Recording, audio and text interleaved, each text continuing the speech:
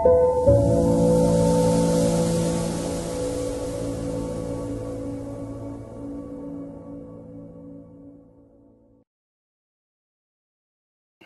మన సంభాషణ ముఖ్య అతిథి కె శ్రీనివాస్ గారు. అంటే మీరు ఇంతకాలం రాసినటువంటి దాంట్లో మీదైనటువంటి ఒక తాత్విక కోణాన్ని మీరెట్లా ఆవిష్కరించారు? ప్రజాస్వామ్యానికి విలువ ఇవ్వాలనేదే ఇవాళ చాలా తీవ్రమైన విషయంగా ఉంది. కాబట్టి ప్రజాస్వామ్య సాధకుడిగా, దాన్ని కోరుకునేవాడిగా, సాధకుడు అని కూడా పెద్ద మాట అవుతుంది, దాన్ని కోరుకునేవాడిగా ఉండాలనుకుంటున్నాను. కానీ రాజకీయ వర్గాలకి మీ రచన మీద ఒక దృష్టికోణం ఉంది. అంటే శ్రీనివాస్ ఏం చెప్తారు, శ్రీనివాస్ దృష్టికోణం ఏముంటుంది అనేది. నేను రాయటం కూడా ఒక సంభాషణ లాంటిది. సో దానికి వచ్చే ఫీడ్బ్యాక్ నుంచి కూడా నా ఆలోచనలు మారుతాయి, మళ్ళీ మెరుగుపడటం అనేది ఉంటుంది. కాబట్టి 90ల ఆర్థిక సంస్కరణలు అనేటటువంటివి అంటే పివి నరసింహారావు గారు తీసుకొచ్చినటువంటి ఎట్లా చూస్తాం మనం? కొత్త ప్రగతిశీల భావన అనేది 90 తర్వాత చాలా కుదుపునకు లోనైందని అనుకుంటున్నాను. దాంట్లో చాలా కొత్త అంశాలు, పార్శ్వాలు, కోణాలు వచ్చి చేరినాయి. మతం పేరుతో రాజకీయాలు కూడా ప్రధానంగా ముందుకు మనుషులు ఒక మతంలో పుడతారు, ఒక కులంలో పుడతారు. మతం ఉండాలా అక్కర్లేదా అనే దానికి అది వేరే చర్చ. అంటే హేతువు అనే దాని పట్ల వాళ్ళకి చాలా, ఉదాహరణకి ఇప్పుడు కుంభమేళా ఉందనుకోండి, నా వ్యక్తిగత అభిప్రాయం అయితే కుంభమేళా గురించి వ్యాఖ్యానాలు చేయటం, వెక్కిరించడం లాంటిది అనవసరం. నెరేటివ్ అంతా ఒకటే నెరేటివ్ అయిపోతుంది. విప్లవం తర్వాత కూడా విప్లవం జరగాలని ఎట్లా అంటామో, జాతీయోద్యమం తర్వాత కూడా ఆ జాతీయోద్యమ ఆకాంక్షలు నెరవేర్చే ప్రాసెస్ ముందుకు వెళ్ళాలి. ప్రత్యేక రాష్ట్ర ఉద్యమంలో పాల్గొనటము, దానికోసం చాలా వర్క్ చాలా మంది చాలా రకాలుగా ఇన్వాల్వ్ అయితేనే సాధ్యమైంది. తెలంగాణ తన ప్రైడ్ని, తన ఆత్మాభిమానాన్ని తను నిలబెట్టుకోవటం అనేది ఉద్యమాకాంక్షలో ఒకటి.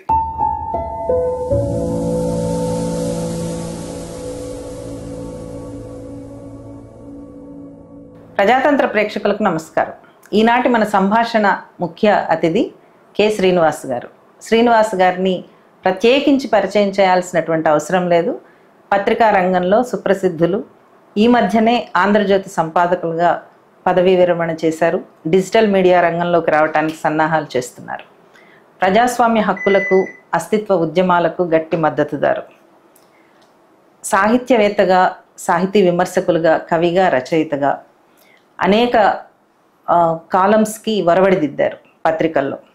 ఉదయం నుంచి వార్త నుంచి ఆంధ్రజ్యోతి, ఈ ప్రస్థానంలో దాదాపు 4 దశాబ్దాల కాలంలో ఆయన చేసినటువంటి రచనలు ఎంతోమందిని ఆలోచింపజేశాయి, ఎంతోమందికి ప్రేరణగా కూడా నిలిచాయి. ఆయన రాసిన ఒక వ్యాసం 2 ప్రాణాలను కాపాడింది. అంత పెద్ద ఉద్యమానికి నాంది పలికింది. శ్రీనివాస్ గారి ప్రస్థానంలో ఎదురైనటువంటి అనేక అంశాలు, అట్లానే ఈనాటి భారత సమాజంలో వస్తున్నటువంటి మార్పుల గురించి, వాటి గురించి ఆలోచించవలసినటువంటి విధానం గురించి ఈరోజు మనం తెలుసుకుందాం. ఎందుకని చెప్పి ఈ అంశాలు ప్రతి ఒక్కళ్ళు ఆలోచించాల్సి ఉంటుంది. అట్లానే యువతరం ఏ రకమైనటువంటి మార్గం తీసుకోవాల్సి ఉంటుంది, మార్గనిర్దేశం చేయాల్సి ఉంటుంది, ఇవన్నీ కూడా ఆలోచించవలసినటువంటి అవసరం ఉంది.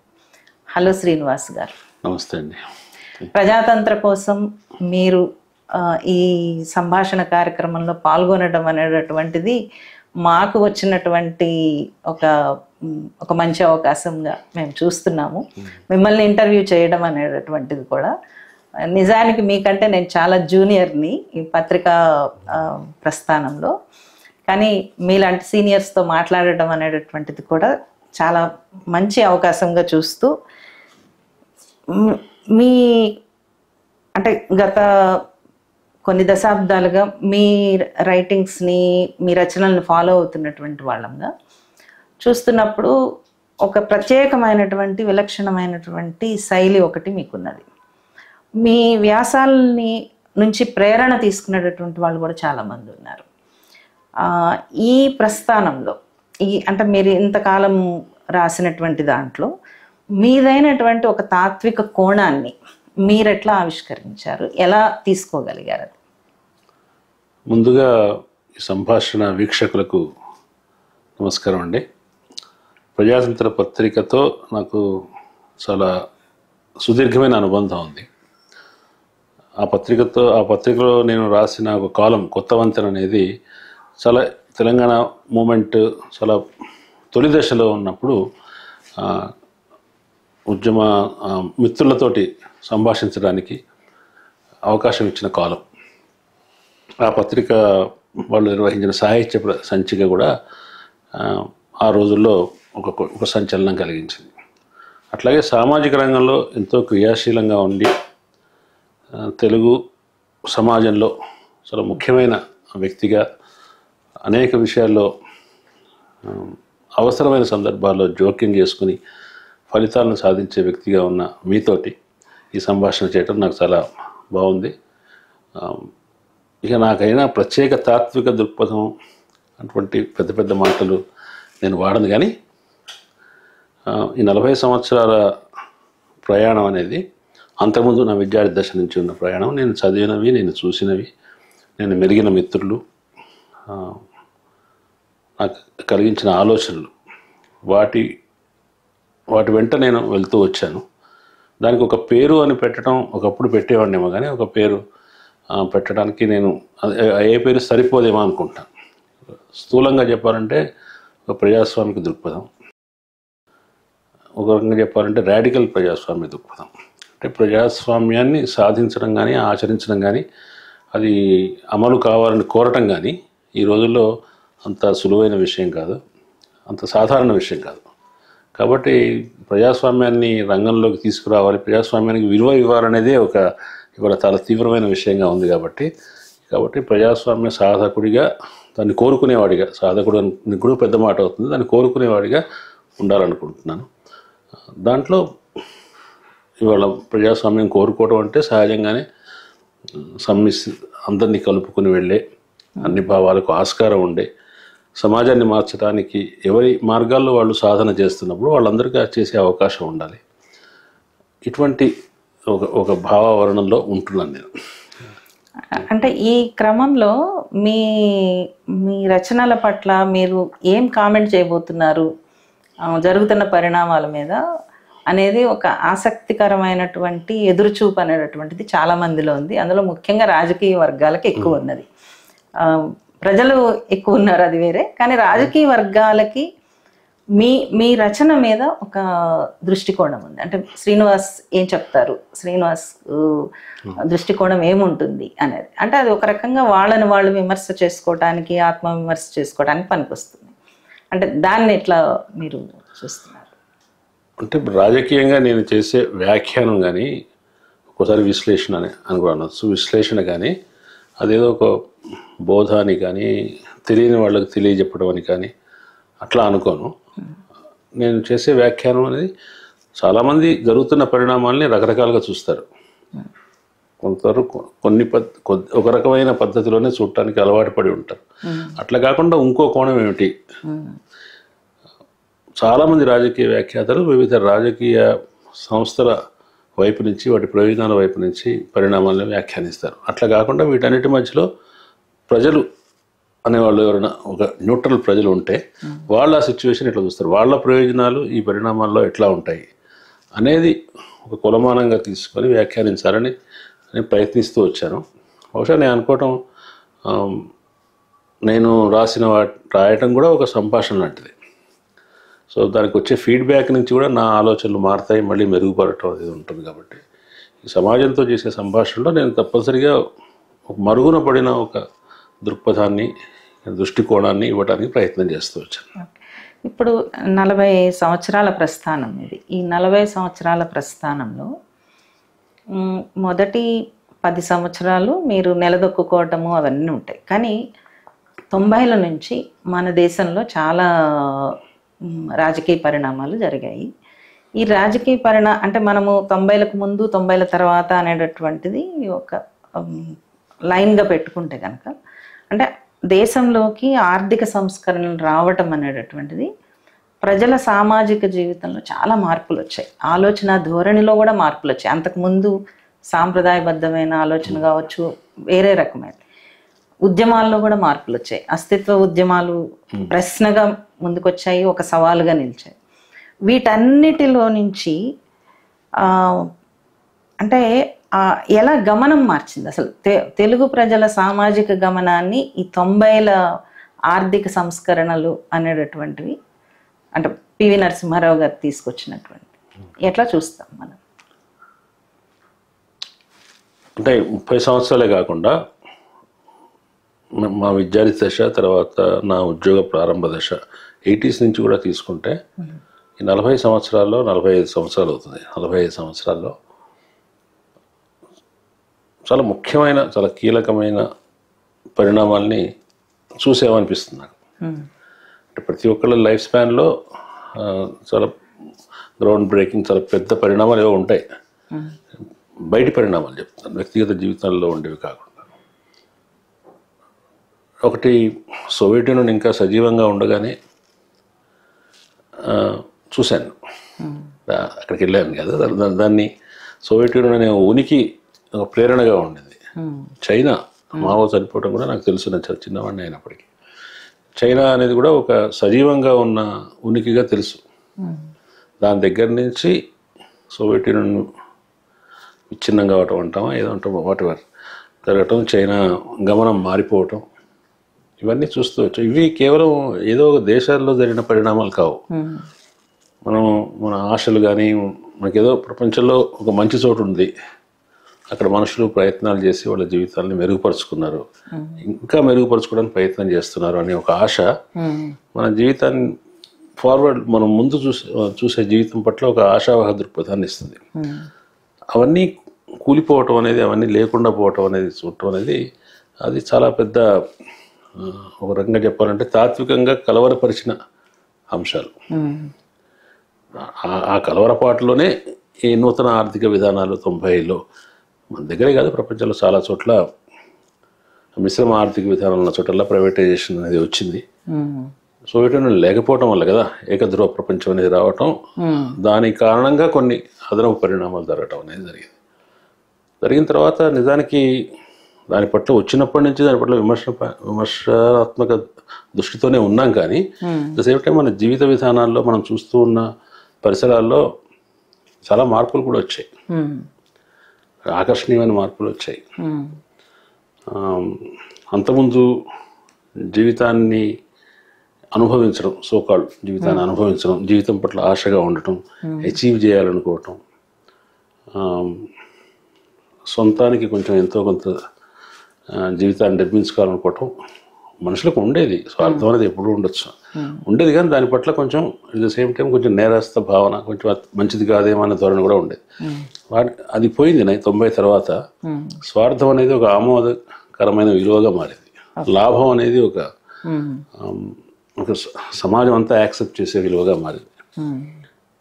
భారతదేశం లాంటి సోకాల్డ్ వెనుకబడిన దేశంలో మనుషులకి వ్యక్తిగతంగా విజయం సాధించడం, వ్యక్తిత్వాన్ని డెవలప్ చేసుకొని జీవితంలో విజయానికి మెట్లు వేసుకుంటూ పోవచ్చు అనే ఒక ఆశ, అది చాలా భ్రమాత్మకమైన ఆశ అయినప్పటికీ మనుషులకి ఒక ఇంపెటస్, ఒక ప్రేరణ ఇచ్చింది కూడా. 90 తర్వాత పోరాటశీలుడుగా, లేదంటే వ్యవస్థ పట్ల విమర్శనాత్మకంగా తీవ్రమైన విమర్శతో ఉండవలసిన యువతను ఏదో తాము సాధించవచ్చు అనే ఒక ప్రయాణాన్ని కూడా ప్రేరేపించింది. కాబట్టి మీకు 90 తర్వాత వచ్చిన పత్రికల్లో వచ్చిన రూపురేఖల్లో వచ్చిన మార్పులు, ఆలోచన విధానాల్లో వచ్చిన మార్పులు చూసినప్పుడు ఈ ధోరణి కనిపిస్తుంది. స్వార్థం అనేది రకరకాల పేర్లతో, స్వార్థం అనే పేరుతో ఎవరో యాక్సెప్ట్ చేయరు కదా, స్వార్థం అనేది ఇంకో పేరుతో మన జీవితాల్లోకి వచ్చింది. అది మంచిదా చెడ్డదా అనేది భవిష్యత్తు చెప్తుంది. కానీ ముఖ్యంగా జరుగుతుంది ఏంటంటే ప్రజల వనరులన్నీ కూడా కొంతమంది చేతుల్లోకి బదలాయించడం, అంతక్రితం ప్రభుత్వం చేతిలో ఉన్న ప్రజల వనరులన్నీ కూడా క్రమంగా ప్రైవేట్ అభివృద్ధి నిర్వచనం మారటం, దాన్ని ప్రజలు కూడా యాక్సెప్ట్ చేయటం, ఒక జూదం లాంటి పెట్టుబడి కూడా ఒక జూదం లాగా మారిపోవటం, అంటే వ్యక్తులు పెట్టుబడి పరిధిలోకి సామాన్యులు కూడా రావటం, అది వాళ్ళు దాన్ని జూదంలాగా ప్లే చేయటం. లక్కీ భాస్కర్ లాంటి సినిమా చూసాం కదా, అవన్నీ వచ్చినాయి. వచ్చినప్పుడు జీవిత లక్ష్యాల సాధన, జీవితానికి లక్ష్యం ఏమిటి, సమాజంలో మెరుగుపరచడం ఎట్లా అనే దాని దృక్పథాల్లో కూడా కొత్త దృక్పథాలు వచ్చి చేరినాయి. సమాజాన్ని కొంత ప్రలోభపరిచిందని కూడా అనొచ్చు. ఓకే. కాబట్టి 90 తర్వాత వచ్చిన ఈ విలువల్లో వచ్చిన మార్పు అనేది తప్పనిసరిగా పరిగణలోకి తీసుకోవాలి. అది అందరినీ మార్చిందా, సామాజిక మార్పు ఫలానా విధంగానే జరగాలనుకునే వాళ్ళు అందరినీ మార్చిందని చెప్పలేను. కానీ దానికి మీరు అస్తిత్వవాద ఉద్యమాలు చూసినప్పుడు, అస్తిత్వవాద ఉద్యమాలు అంతకుముందు ఉన్న మన సామాజిక మార్పు అనే ఒక దాన్ని, ఒక మోనోలిథిక్గా ఉన్న ఒక దృక్పథాన్ని ప్రశ్నించింది. అట్లా కాదు, నువ్వు చెప్తున్న సామాజిక మార్పు ఇంక్లూజివ్గా ఉందా లేదా, మా సంగతి ఏమిటి అనేది ప్రశ్నలు కూడా వచ్చినాయి కదా. వచ్చినప్పుడు ఒకేసారి అంతవరకు ఉన్నటువంటి సమాజాన్ని మార్చాలి, లేక పరివర్తన అని అనుకుంటే స్థూలంగా ఆ పరివర్తనకు సంబంధించిన దృక్పథాలు అన్నీ దెబ్బతింటసాగి, అంటే దానికి వాటికే దెబ్బ తగిలింది. అట్ ద సేమ్ టైం అస్తిత్వ ఉద్యమాలు చాలా మన ఆలోచన విధానాన్ని చాలా ప్రభావితం చేసాయి. చాలా నైతిక సమస్యలు తీసుకొచ్చాయి మనకి. అంటే నైతికంగా మనం కూడా అధికులమే, మనం కూడా ఆధిక్య భావంలో ఉన్నాము, మనం కూడా ఇతరులని ఏదో ఒక మేరకు ఆధిపత్య ధోరణులు తీసుకొస్తున్నాం, మనం కూడా ఇతరులను ఏదో విధంగా బాధిస్తున్నాము అనే స్పృహ అందరిలోనూ తీసుకొచ్చి దాని పట్ల సున్నితంగా ఉన్నవాళ్ళు తమను మార్చుకోవడానికి ప్రయత్నం చేసుకున్నారు, సమర్థకులు అయ్యారు. ఆయా శ్రేణులు, సామాజిక శ్రేణులు, దళితులు కానీ, ముస్లింలు కానీ, స్త్రీలు కానీ, వాళ్ళ గొంతుకి వాళ్ళ ఆకాంక్షలు వ్యక్తపరిచే కొత్త పద్ధతులు వచ్చినాయి. వాటన్నిటికీ కూడా సానుభూతి బాగా పెరిగింది. వాటి ఆధారంగా ఉద్యమాలు పూర్తిగా నెరేటివ్ మారింది. 80s ఉన్న నెరేటివ్ 90s ఉన్న నెరేటివ్ చాలా తేడా వచ్చింది. సమాజాన్ని మొత్తాన్ని మారుస్తున్నాం అనే ఆదర్శం కట్టుబడి ఉన్న శక్తులు ఒకసారి ఈ ప్రభంజనం ముందు బలహీన పడిపోయారు. ఐదర్ గందరగోళంలో పడ్డారు. దీన్ని యాక్సెప్ట్ చేయాలా లేదా, దీంట్లో ఉండే విమర్శలు కూడా చాలా మంది ఫేస్ చేయాల్సి వచ్చింది కదా. దీంట్లో ఈ అస్తిత్వ దృక్పథాల్లో దృష్టిలో ఉన్నటువంటి లోపాలని, దాంట్లో ఉన్న బలహీనతల్ని ప్రశ్నించడంతో ఆగిపోయారా, దాన్ని మొత్తానికి ఈ ఉభయ సంభాషణలో ఇద్దరు ఏమన్నా మారారా అనేది చాలా పెద్ద ప్రశ్న. కాబట్టి కొత్త ప్రగతిశీల భావన అనేది 90 తర్వాత చాలా కుదుపునకు లోనైందని అనుకుంటున్నాను. చాలా దాంట్లో చాలా కొత్త అంశాలు, పార్శ్వాలు, కోణాలు వచ్చి చేరినాయి ఆ భావంలో. 90sలో వచ్చిన అస్తిత్వ ప్రశ్నల్లో మాలాంటి వాళ్ళము చాలా విమర్శలు ఎదుర్కొన్నాం, స్త్రీలుగా పెట్టినటువంటి దానికి. కానీ 30 ఏళ్ల తర్వాత చూస్తే అవి ఇప్పుడు ఇంక్లూజివ్గా మారాయి, అంటే ఉద్యమాల్లో కూడా మారాయి. అయితే అస్తిత్వము రకరకాల సమూహాలు వస్తూ ఉంటాయి కదా, ఇప్పటికీ కూడా ఇంకా కొత్త అస్తిత్వ సమూహాలు వస్తూనే ఉన్నాయి, ఆ కొత్త ప్రశ్నలు వేస్తూనే ఉన్నాయి. అయితే అదే సమయంలో అంతకుముందు కూడా మతం ఉంది, దేశ స్వాతంత్రం సమయంలో ఉంది, ఆ తర్వాత ఉంది. అంటే మతం భాగంగానే ఉంది సామాజిక జీవితంలో, ఎప్పుడూ ఉంది. కానీ దాని రూపం మార్చుకున్నటువంటి సమయం కూడా అదే. ఈ రెండు భిన్న అంశాలు అయినప్పటికీ కూడా వీటిని మనం ఎట్లా తీసుకుంటాం? అంటే మతం అనేదాన్ని మనం విమర్శనాత్మకంగా రకరకాలుగా వ్యాఖ్యానించవచ్చు. కానీ మతం అనేది ఒక అనివార్యమైన మన సమాజంలో చరిత్రలో ఉంటూ వచ్చిన ఒక సాంస్కృతికమైన నిర్మితి, అదొక చట్టం. మనుషులు ఒక మతంలో పుడతారు, ఒక కులంలో పుడతారు. మతం ఉండాలా అక్కర్లేదా అనేదానికి అది వేరే చర్చ. మనుషులు మతం ఏం చేస్తుందంటే, మార్క్స్ కూడా చెప్పాడు కదా, మతం అనేది మొత్తం లాంటిదంటే దాని జోలికి వెళ్ళొద్దని కాదు. మతం అనేది ఉపశమనాన్ని ఇస్తుంది, ఆత్మ లేని వాళ్ళకి ఆత్మ లాంటిది అన్నాడు. అంబేద్కర్ ఏమన్నాడు, మరి మతం లేని సమాజాన్ని నేను ఊహించలేను అన్నాడు. మతానికి దేవుడికి సంబంధం లేదు, దేవుడు లేని మతం ఉండొచ్చు అన్నాడు.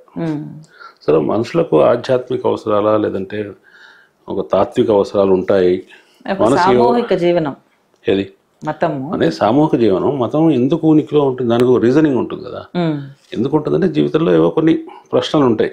ముఖ్యంగా అనేక యాదృచ్ఛికతలు ప్రమాదవశాత్తు జరిగేవి, జీవిత గమనాన్ని మనిషి చేతిలో లేకపోవడం, గమనం మనిషి చేతిలో లేకపోవడం, ఊహించని ఉపద్రవాలు రావడం, నష్టం రావటం, ఇవి ఏదో జరగటం, ఒకరికి లాభం రావటం, ఇవి ఏవైనా మనిషి దాన్ని వ్యాఖ్యానించలేని అజ్ఞానమో పరిస్థితితో ఉన్నప్పుడు దానికి ఒక రీజనింగ్ కావాలి. ఆ రీజనింగ్ మానవాతీత శక్తితో లేదా ఏదో శక్తి ఉందనో అనుకోవటం, ఏదో కావచ్చు. మనిషి చనిపోయిన తర్వాత ఏమవుతాడు, పుట్టక ముందు ఏమిటి, మనిషికి తనకు తాను ఒక పరంపరలో భాగం అనుకోవడంలో ఒక భద్రత ఉంటుంది. కాబట్టి తాను పుట్టిన తర్వాత చనిపోయే వరకే కాదు తన జీవితం, పుట్టక ముందు ఉన్నాను చనిపోయిన తర్వాత ఉంటాను అనుకోవటం అనేది ఒక భద్రతనిస్తుంది. ఏమన్నా కావచ్చు, మనిషి కాలక్రమంలో ఒక మతం అనేది ఒక అవసరంగా కూడా పరిణమించింది. అయితే మతం వేరు, మతత్వం వేరు. కాబట్టి ఇప్పుడున్న మతత్వం హిందుత్వం అంటున్నారు, కానీ నేను ఆ మాట వాడటం కంటే మెజారిటీ మతత్వం అనే మాట వాడతాను. ఈ మెజారిటీ మతత్వం కానీ మైనారిటీ మతత్వం, మన దేశంలో మైనారిటీ మతత్వంగా ఉంది, కొన్ని దేశాల్లో మెజారిటీ మతత్వంగా ఉంది. ఏదైనప్పటికీ మతత్వం అనేది మనుషుల్ని వాళ్ళ హేతుబద్ధ ఆలోచన విధానాన్ని, విషయాన్ని యాసిడ్గా చూడటాన్ని నిరోధించడం, ఆయా పాలక వర్గాల ప్రయోజనాలకు అనుగుణంగా దానికి వ్యాఖ్యానాలు చేసే పూజారి వర్గం మధ్యలో ఉండటం, ఇవన్నీ దానికి అదనపు విషయాలు. నేను ఇందాక చెప్పిన మతం ఒక అవసరం అనేది ఒక మతం యొక్క ప్రాథమికమైన స్వభావాన్ని చెప్పడానికి. మతం ఎందుకు మనిషికి అవసరం అంటే మనిషికి మనకు ఒక కనెక్ట్ కావాలి చరిత్రతోటి, పూర్వీకులతోటి, స్థలంతో, ఇవన్నీ. కాబట్టి చాలా డబ్బున్న వాళ్ళకు ఉంటారు, ఆదివాసులకు దేవుళ్ళు ఉంటారు. కానీ ఒక వ్యవస్థగా మారిన మతం అది ఆ వ్యవస్థ చుట్టూ ఉన్న సామాజిక వ్యవస్థలోని ఎవరైతే ఆధిక్య వర్గాలు ఉంటారో వాళ్ళకు అనుగుణంగా మారటం, వాళ్ళ ప్రయోజనాలు నెరవేర్చడం అనేది సమస్య. దాన్ని ఇతర మతాల పట్ల ద్వేషంగాను వాళ్ళను ఇతరులుగా మార్చే ప్రయత్నం చేయటం, దానివల్ల సమస్యలు వస్తాయి.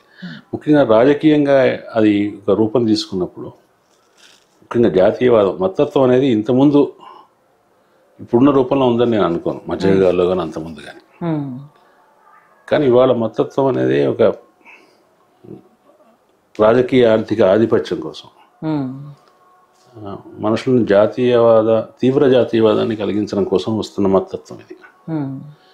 భారతదేశం దురదృష్టం ఏంటంటే నిజానికి జర్మనీలో ఉన్నది ఫ్యాసిజం అనేది మతత్వం నుంచి రాలా.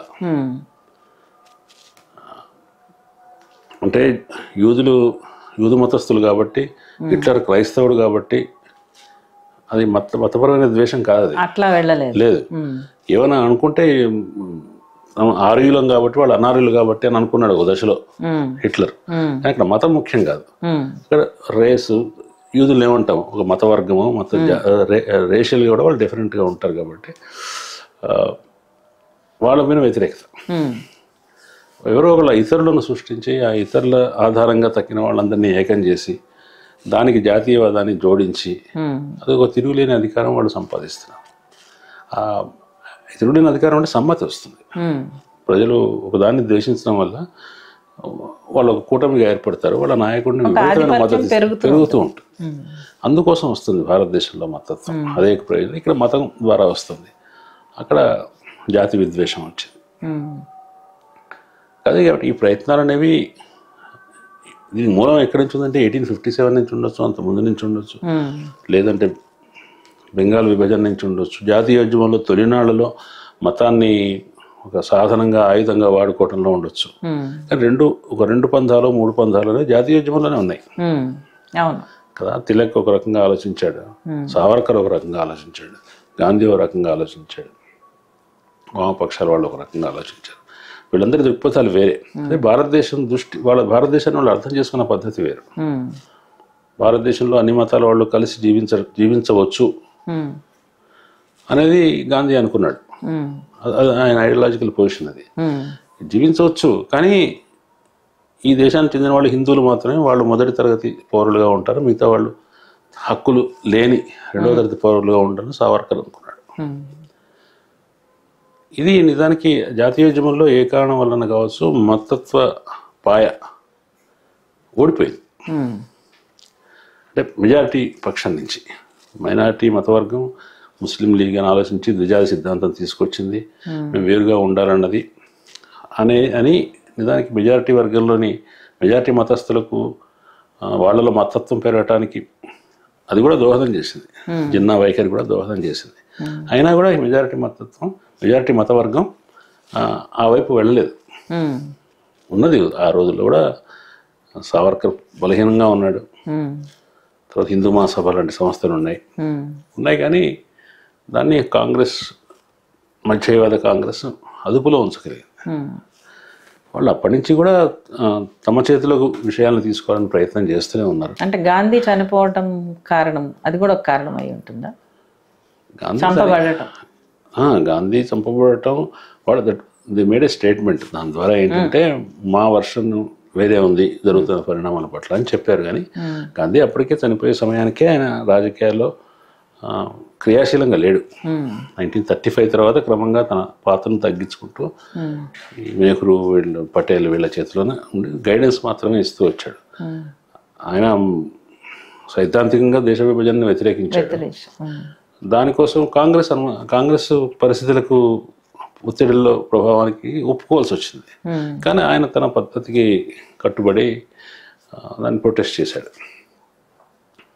అంటే భారతదేశానికి ఆయన కులం పరంగా ఎట్లాగైతే ఒకే కులంలో సరే ఒకే మతంలో అన్ని కులాల వాళ్ళు కలిసి ఉండొచ్చు అని ఎట్లా అన్నాడో భారతదేశం సమాజంలో హిందూ ముస్లింలు కలిసి ఉండాలి. మొదటి నుంచి కూడా మనం చూశారు భారతీయ జాతీయోద్యమంలో దళిత సమస్య, ముస్లింల సమస్య, ఇద్దరు సమస్యలు కాదు కానీ వాళ్ళు అట్లా చూశారు. ఇది రెండు ప్రశ్నలకి మొదటి నుంచి ప్రాముఖ్యత ఉంది. గాంధీ 1920s నాటికి ఆయన స్థిరపడిన తర్వాత ఆయన ఫస్ట్ టేకప్ చేసినవి ఈ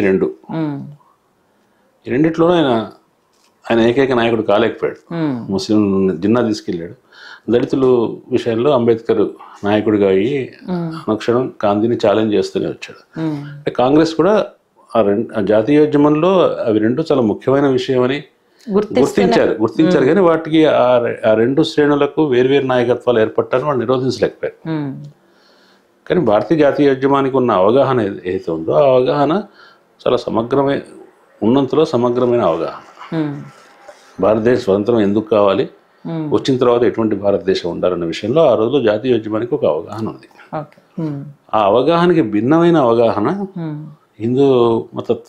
హిందుత్వ శక్తులు అని అంటున్నాం వాళ్ళ పూర్వీకులు వాళ్ళకుంది. వాళ్ళు నెగ్గలేకపోయినారు. వాళ్ళు స్వాతంత్రం వచ్చిన తర్వాత జనసంఘంలో ఉన్న తర్వాత కూడా 30-40 సంవత్సరాల పాటు వాళ్ళు చాలా నామమాత్రపు ప్రజెన్స్ మాత్రమే ఉంది. దాని తర్వాత 80s చివరికి వచ్చేసరికి వాళ్ళ ప్రాబల్యం పెరగసాగింది. ఎందుకు పెరగసాగిందంటే కాంగ్రెస్ ద్వారా అధికారంలోకి వచ్చిన శక్తులు నవభారతదేశంలో వచ్చే సమస్యలని పరిష్కరించడంలో విఫలం కావటం, వాళ్ళ జాతీయోద్యమ ఆదర్శాలకు వాళ్ళు పూర్తిగా కట్టుబడని జనరేషన్ రావటం, తర్వాత ఇతర సమస్యలు ముందుకు వచ్చిన తర్వాత కాంగ్రెస్లో ఒక శిథిలత్వం అనేది వచ్చింది, ఒక వైఫల్యం అనేది వచ్చింది. ఆ వైఫల్యం వచ్చినప్పుడు ఆ ఉన్న సిచ్యువేషన్లో నుంచి కాంగ్రెస్ తర్వాత వచ్చిన కాంగ్రెస్ కూడా భారతదేశ సమాజాన్ని ఒక్కటిగా ఉంచాలనుకోని కూడా ఉంచలేకపోయింది. వచ్చిన 20 సంవత్సరాలకే తమిళనాడు వేరే కొత్త పార్టీ చేతిలోకి వెళ్ళిపోయింది. 67లో అనేక రాష్ట్రాల్లో కాంగ్రెస్ ఇతర పార్టీలు అధికారంలోకి వచ్చాయి. క్రమంగా అకాలీలు వేరే వాయిస్ చేశారు. 83కి వచ్చేసరికి తెలుగు వాళ్ళు కాంగ్రెస్తో ఉండమన్నారు. సో ఎందుకు ఉండమన్నారంటే ఈ అభివృద్ధిలో ఇంక్లూజివ్నెస్ లేదు కాబట్టి. ఇట్లా విచ్ఛిన్నమైపోతున్న భారతీయ సమాజంలో మతత్వవాదులు ఏం చూశారంటే